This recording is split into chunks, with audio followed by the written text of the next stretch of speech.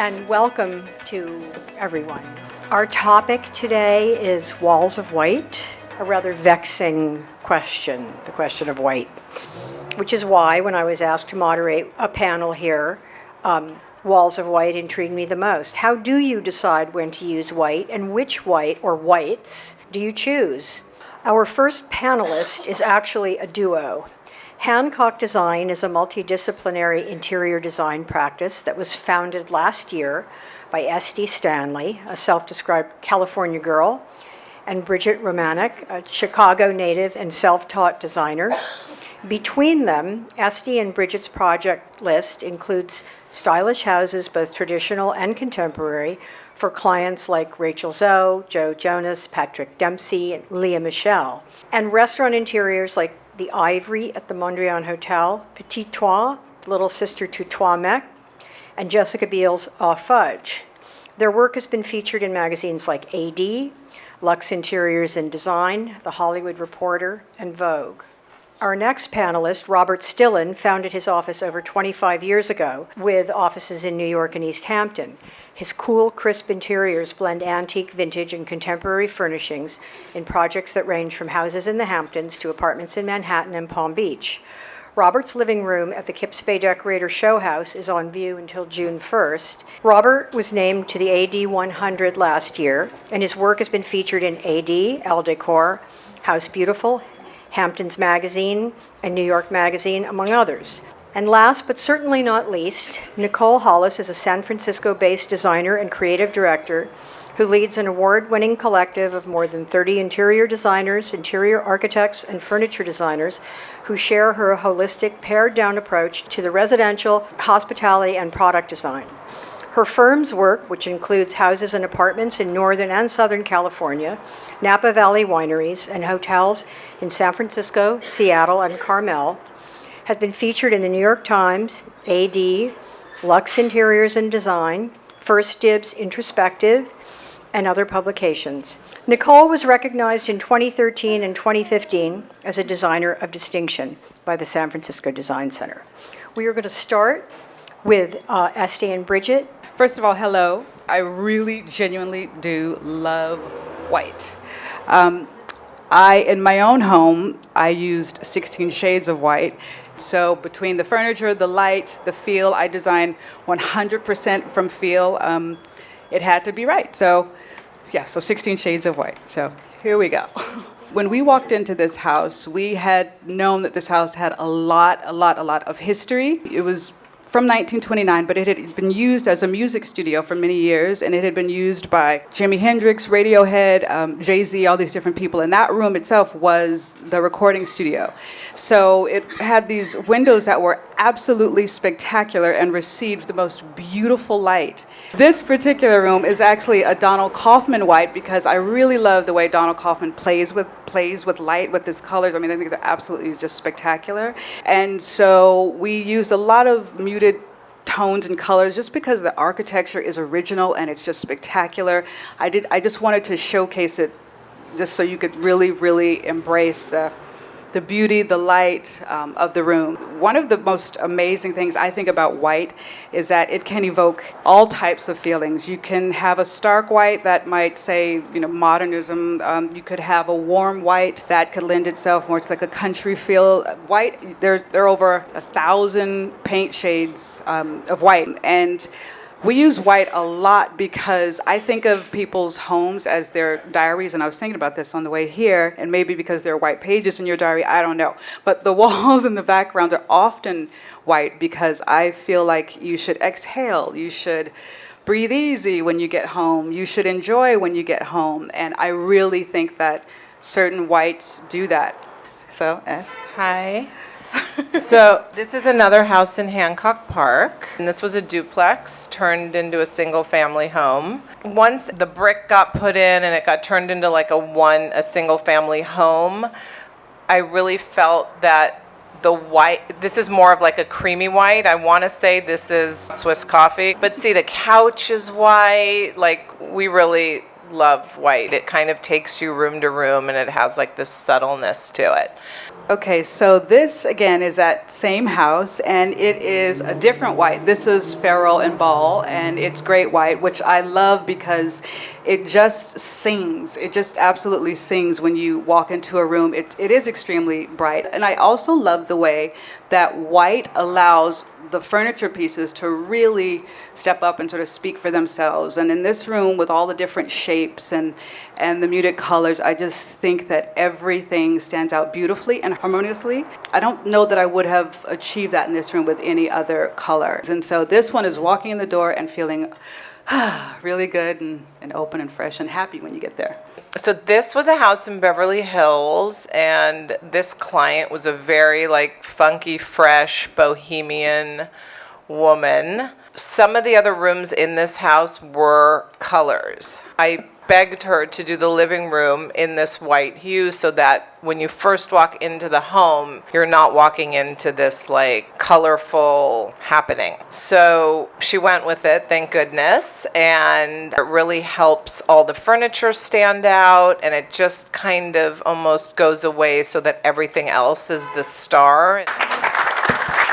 Robert, you are next. Okay, this is a very white room, and I consider white to be part of the architecture in many ways. I like to create a really strong, crisp architectural backdrop and then layer on top of it. In this particular instance, this is a beach house in Sagaponack right on the ocean, and they wanted it to be just crisp and white and just airy and breezy. And so everything, with the exception of a few pillows, and the carpet was meant to be sort of like the color of sand, so if anybody came in with sand on their feet from the ocean, they would just kind of blend in. It's a perfect example of kind of like layering and building up, and then you have the crispness of the white, and then a little bit of color from the photograph, a little bit of color from the pillows and the rug, and it just creates this very clean, crisp, warm, very comfortable beach house living room.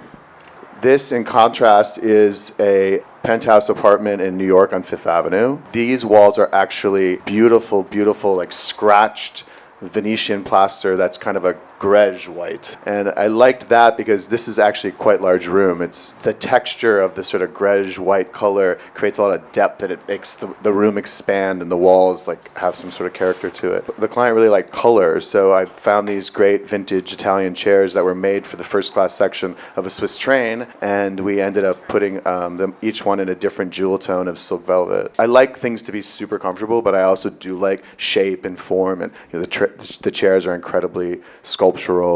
This is the master bathroom in the same apartment. There's a lot of white in here. The walls are this beautiful, very, very, very subtle marble that has very, very subtle beige and gray veining, and it's trimmed in bronze. We wanted it to just feel good and comfortable and soft, so it just kept everything kind of like subtle. And the vintage Orpheus crystal chandelier is like this beautiful piece of jewelry that once again is really set off because it's just such a clean kind of atmosphere. This is a living room in a house in Sagaponack. Once again, we have the white backdrop, subtle tones of color. The photographs are very colorful. The piece of art above the sofa actually is a piece of metal. The relationship between white and the other things that you do in the room create this contrast that makes it very, very sort of crisp and fresh and contemporary, even though this is really, a traditional house. This is actually the Kips Bay room that I just sort of did in New York City. Once again, it's actually more of a grungy kind of white on the walls, and it has a different version of that plaster that was in that other apartment. This room was, designed for a typical client of mine, clients who are like in their 40s, they're well-traveled, and they collect, and they want to have things around them that, mean something to them, and the sort of warmth and the texture of the alpaca rug, creates a warm, and yet there's still a major crispness in this room. This is the other side of that room. Again, the crispness is there, and it makes everything pop and stand out, and yet it's also super comfortable and very, very warm. So in a way, white is white, and it's not a lot of color, but we get color through so many other things.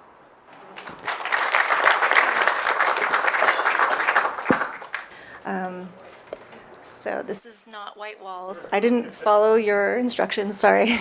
I chose this photo because of the way I use white in my projects. It's very considered. And so this room is painted very dark green, Ball, but we use the white marble top on the table and then a little touch of white in the artwork with the white smoke coming through, and then the little light bulb. So as like a little foil against the dark backdrop. So thinking about white, when we were talking about how to use white in interiors is, it could be quite dramatic. People think of white as just like, it's the backdrop and it's not that. It's like white can be very dramatic if used strategically.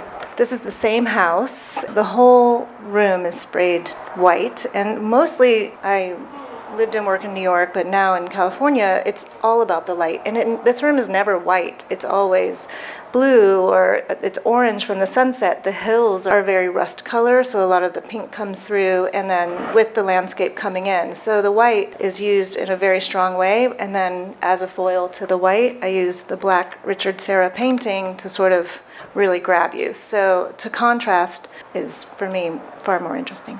So again, another photo of our studio in San Francisco. So the entrance to our studio is on the left, and as you come in, a black room that you walk into, and then you turn into the light. So using white to set the tone and set a background to all of the work. So not all of our projects are white, but a lot of, for me, thinking about white as a canvas, so thinking about it as a backdrop. And then using white as a material, so marble is a great example, and then using the white cabinets on the lower, and then we went dark on the upper cabinets with steel, but painting the back of the cabinets white, so anything inside the cabinet would pop. So using, again, white as a foil, or a black as a foil to the white, so the two work in high contrast together. This is an apartment in San Francisco. We had about 3 months to remodel it. We went ahead and just darkened the floors, painted everything white. They have a very large modern art collection. And when we saw the photograph of those 3 women, it looks like 3 sculptures, but they're actually women painted white. So we painted the study really dark gray so that it would pop. So again, using white to set against the art. Thank you. I really enjoyed your presentations and your very distinctive points of view. Do you ever get into conversations or differences of opinion with your clients about... Never. Okay. They always listen to us. It seems like such an innocuous color in a way, but it's not. I mean, it is not, as evidenced in all of the images that you've shown. I noticed that you've all mentioned specific shades of white. How do you keep up with kind of like the latest in white paint technology? And we definitely have like 10 whites that we like, but then oftentimes it's sitting down with the paint chips and picking them, which again gives me immense anxiety. The one thing you have to think about is that if you do big samples in a room, or if you paint a room and it's an empty room, you have to extrapolate to the way the room is actually going to be, and it's not really a finished product until everything is inside it. But how do you find, I mean, given that somebody's always When coming Benjamin up Moore with some... changed their color system, Yeah. it was like crisis. We freaked out. Okay. Then? And then we all had to figure out what our favorite whites were, because it was a number system. Uh-huh. So like whisper white was no longer the whisper white that we all knew it was, and it was a real meltdown. It's tricky white. It's very slippery. It's terrifying. I'm never going to paint anything white. White. Questions now from the audience? I have a child that's chemically sensitive. Is there a paint company or a white out there that won't off-gas? Ball doesn't. Yeah. Many paint companies are Yeah, now. nowadays, yeah. They're Most all, of them are all no VO. Yeah. Ask for no VOC. Yeah. And then it has nothing in it. It's different shades of white in a room. Yes. I don't, but I aspire to it. Or I would call Donald Kaufman. He's very good at that. He is. I once went looking at a house the designer was showing me through, and we went to, I guess it was the dining room, and I do believe that Donald Kaufman had been consulted on the paint colors. This room is painted 6 different shades of white. And I looked at it and I thought, why would you do 6 shades of white? I mean, I think the idea is that you're trying to make the room look the same color, but because of the light and the reflection, it's every single. If you just paint it one color, every wall will ultimately be a different color. So Donald's thing is more about creating sort of like the same. A lot of our clients really love clean, crisp, great, beautiful, happy energy, and I think the white really evokes that. Right. Well, I'd like to thank our wonderful panelists. You were really, really great. I loved your presentations. Thank you to all of you.